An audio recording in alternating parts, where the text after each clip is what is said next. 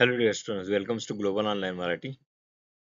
तर आजच्या लेक्चरमध्ये आपण बायोलॉजिकल क्लॉक्स बघणार आहोत. तर बायोलॉजिकल क्लॉक्स म्हणजे काय, तर इंटरनल टायमिंग आपली जी इंटरनल टायमिंग सिस्टीम जी असते लिव्हिंग ऑर्गॅनिझम मध्ये, आणि जी काय करते की व्हॅरियस जे फिजिओलॉजिकल प्रोसेस आहेत, बिहेवियर आहेत आणि हार्मोनल चेंजेस आहेत, यांना इन्फ्लुएन्स करण्याचं काम करते. तर ह्याच्यामध्ये डिफरंट टाईप येतात. सर्कॅडियन येते, अल्ट्रा डीएन येते, इन्फ्रा डीएन येते, परत सरका लुनार येते, सरका अॅन्युलर येते.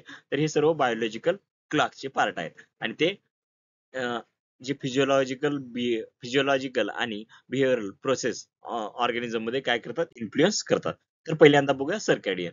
तर सर्कॅडियन जी रिदम आहे ती अप्रॉक्सिमेटली 24 आवर्स साठी असते. 24 आवर्सची बायोलॉजिकल सायकल असते आणि ती व्हॅरियस जे फिजिओलॉजिकल आणि बिहेवियरल प्रोसेस आहेत ऑर्गॅनिझम मध्ये, त्यांना इन्फ्लुएन्स करण्याचं काम करते. As example sleep wake cycle, hormone release, body temperature, metabolism, हे सर्व गोष्टीला कंट्रोल करण्याचं काम कोण करते? सर्कॅडियन सायकल करते. त्याच्यामध्ये एक्झाम्पल जर बघितलं आपण, हा एक्झाम्पल झालंच.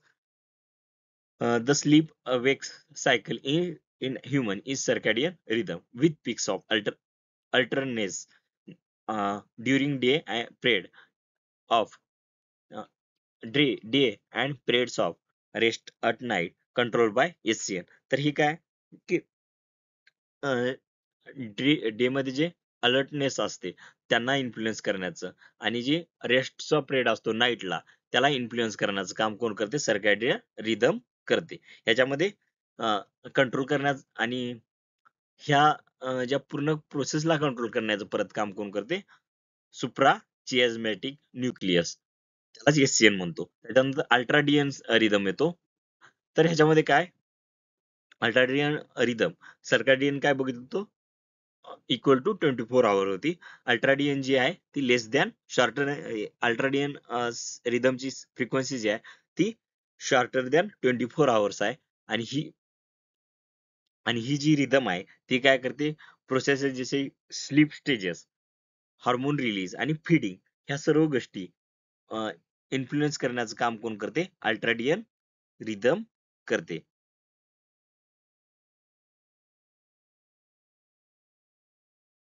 त्याच्यानंतर ह्याच्यामध्ये एक्झाम्पल मध्ये परत आपण स्लीप स्टेजेस झालं, हार्मोन झालं, हार्ट रेट पण ह्याच्यामध्ये येऊ शकतो, आणि डायजेशन, आणि परत आरईएम स्लीप सायकल. आरईएम म्हणजे काय? रॅपिड आय मुवमेंट आणि नॉन रॅपिड आय मुवमेंट, ह्यांना कंट्रोल करण्याचं काम कोण करते? अल्ट्राडियन रिदम सायकल करते. त्याच्यानंतर इन्फ्राडियन रिदम बघूया. ह्याच्यामध्ये इन्फ्राडियन मध्ये ह्याची जी फ्रिक्वेन्सी आहे ती लॉंगर दॅन 24 आवर आहे. टिपिकली करस्पॉन्ड टू सीझनल और मंथली सायकल. आणि ही कशामध्ये बघायला भेटते आपल्याला? सीझनल किंवा मंथली जी सायकल्स असतात त्याच्यामध्ये बघायला भेटते. आणि जी फ्रिक्वेन्सी आहे ती लॉंगर दॅन 24 आहे. सर्कॅडियन बघितलं होतं त्याच्यामध्ये 24 आवर होती इक्वल टू, अल्ट्राडियन मध्ये लेस दॅन होती, आणि इन्फ्राडियन मध्ये काय? Longer than 24 hours. ही सीझनल किंवा मंथली असू शकते. याचं एक्झाम्पल आहे menstrual cycle in females are infradian rhythms occurring roughly every 28 days. तर ह्याचं एक्झाम्पल काय? मेन्स्ट्रुअल सायकल किंवा हिब्रिनेशन, हे ह्याचं एक्झाम्पल येईल. ह्याच्यामध्ये फिमेल्स जे आहेत ते, फिमेल्स मध्ये जर बघितलं तर जी मेन्स्ट्रुअल सायकल आहे ती 28 रफली 28 डेज नंतर रिपीट होते. त्याच्यानंतर लुनार रिदम. तर सरका लुनार रिदम जी सायकल आहे त्याच्यामध्ये ही जी ह्याची जी फ्रिक्वेन्सी आहे ती क्लोज टू लुनार मंथ आहे. अँड आणि ही जी रिदम आहे ती ही काही जे मराईन ऑर्गॅनिझम असतात, ही सर्वांमध्ये कॉमन नाही, तर मराईन ऑर्गॅनिझम जे असतात त्यांच्यामध्ये ही बघायला भेटते. Marine organism exhibit circalunar rhythm in reproductive activities synchronizing with phases of moon. तर मराईन ऑर्गॅनिझम जे असतात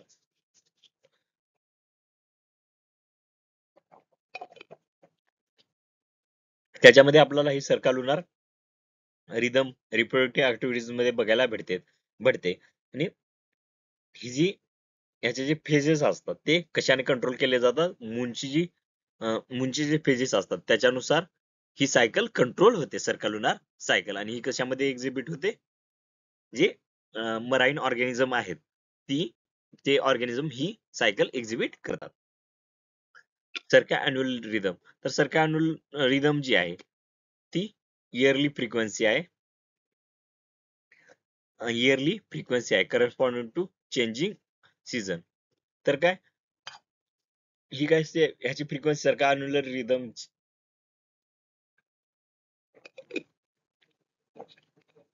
फ्रिक्वेन्सी कशी आहे, इयरली आहे. आणि ही कशाला करस्पॉन्ड करते, रिदम ही कशासोबत चेंज होते, सीझन नुसार चेंज होते. ह्याचं एक्झाम्पल जे आहे हिब्रिनेशन आहे. हे जे काही ऑर्गॅनिझम ॲनिमल्स आहेत त्यांचे बॉडीचं टेम्परेचर किंवा डे लाईट इन्फ्लुएन्स कर जे चेंजेस होतात डे लाईट मध्ये किंवा टेम्परेचर मध्ये जे चेंजेस होतात ते कशाचं सर्कॅन्युअल रिदमचे चेंजेस आहेत. हिब्रिनेशन मुळे काय काही जे ऑर्गॅनिझम आहेत ते काय जातात, डॉर्मन्सी डॉर्मन्सी प्रेड शो करतात. तर ते कशामुळे करतात, या सायकलमुळे करतात.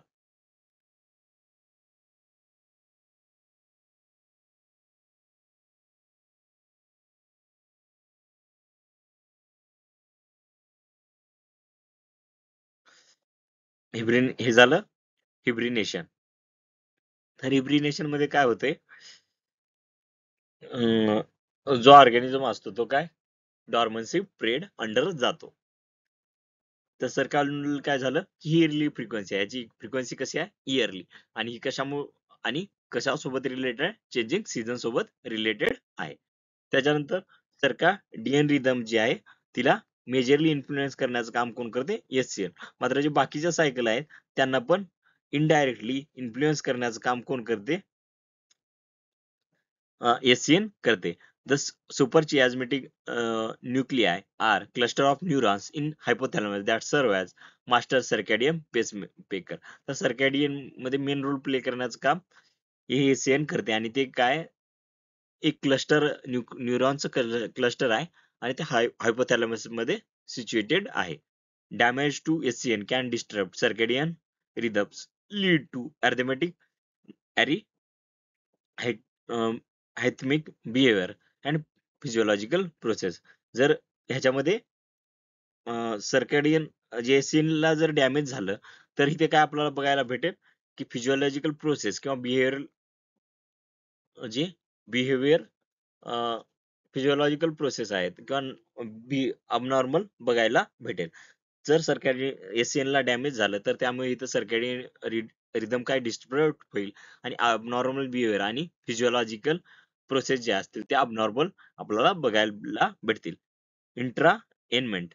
तर ह्याच्यामध्ये काय, ह्या प्रोसेस मध्ये जे बायोलॉजिकल क्लॉक्स आहेत त्याच्यामध्ये इंटरनल बायोलॉजिकल क्लॉक्स मध्ये काय क्लॉक्स जे आहेत ते काय करतात, एक्सटर्नल जे क्लूज आहेत, एक्सटर्नल जे फॅक्टर आहेत त्यांच्यानुसार काय इन्फ्लुएन्स होतात.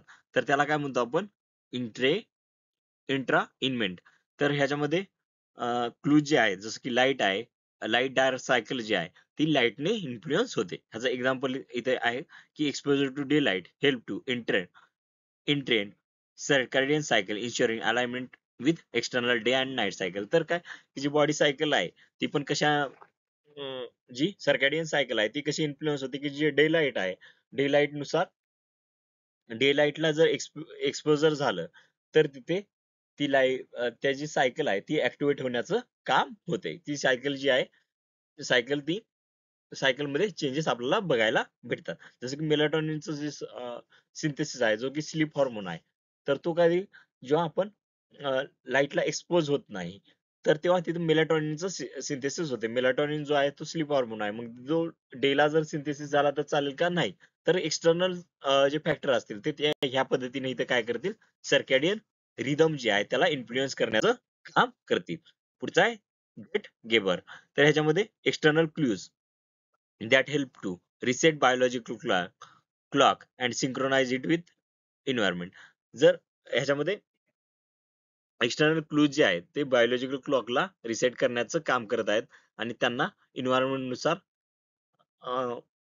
इन्व्हायरमेंट नुसार सिंक्रोनाइज म्हणजे अडॉप्ट करण्यात म्हणजे इन्व्हायरमेंटच्या पॅरलली प्रोसेस करण्याचं इथे काम झेडवर्क करतात. ह्याच्यामध्ये मॉर्निंग सनलाइट ऍक्टिंग आहे zeitgeber help to regulate sleep awake cycle in human. ही मॉर्निंग सनलाईट जी असते ती काय स्लीप अवेक सायकलला रेग्युलेट करण्याचं काम करते आणि ती काय करते रेग्युलेट करण्याचं काम करते आणि ते त्यामुळे जे हार्मोन्स आहेत स्लीपच्या वेळेस वेगळे हार्मोन सिक्रेशन असते. तर thank you very much for your patient listening. तर ही जी आहे आपली M S SET online batch 2025 सेटसाठी ती 13 जानेवारीपासून सुरू झालेली आहे. त्याच्यामध्ये तुम्हाला संपूर्ण हे खालील फीचर्स भेटेल. त्याच्यामध्ये संपूर्ण लाईव्ह लेक्चर भेटतील, संपूर्ण सिलॅबसवर आधारित रेकॉर्डेड सेशन भेटतील. त्याच्यानंतर संपूर्ण जो अभ्यासक्रम आहे त्या आधारित नोट्स पण अवेलेबल करून दिले जातील. आणि त्याच्यानंतर प्रश्नपत्रिका सरावासाठी तुम्हाला प्रोव्हाइड केले जातील आणि त्याच्यानंतर एमसीक्यूचा सेट भेटेल जे की संपूर्ण विश्लेषणासहित असेल आणि 24x7 गायडन्स तर भेटेलच. त्यानंतर ही जी बॅच आहे तुम्ही लॅपटॉप किंवा मोबाईल दोन्हीवरून ऍक्सेस करू शकता आणि जी फीस होती 12,000 होती बट आफ्टर डिस्काउंट तुम्हाला 6,000 मध्ये पूर्ण ही बॅच अवेल करता येईल. आणि त्याच्यामध्ये जे पहिले 10 स्टुडंट असतील त्यांच्यासाठी स्पेशल ऑफर म्हणून पेपर 1 जो असेल तो बिलकुल म्हणजे एकदम ह्याच्यावर पेपर 2 सोबत मोफत भेटेल आणि त्याच्यात पण सेमच फीचर्स असतील जसं की पेपर 2 चे आहेत. पेपर 1 पण तुम्हाला कम्प्लिटली फ्री भेटेल जर तुम्ही ही बॅच लवकरात लवकर अवेल केलात. आणि ही जर तुम्हाला रजिस्ट्रेशन करायचं असेल बॅचसाठी तर हे जे आमचे कॉन्टॅक्ट डिटेल्स आहेत तिथे तुमची इन्फॉर्मेशन शेअर करून ही जी स्पेशल ऑफर आहे त्याच्यामध्ये तुम्ही बॅच अवेल करू शकता. Thank you very much. आपण नेक्स्ट सेशनमध्ये दुसरा टॉपिक बघूया. थँक्यू. आणि जर तुम्हाला बॅच अवेल करायचं असेल तर तुम्ही ह्या कॉन्टॅक्ट डिटेल्सवर आमच्या कॉन्टॅक्ट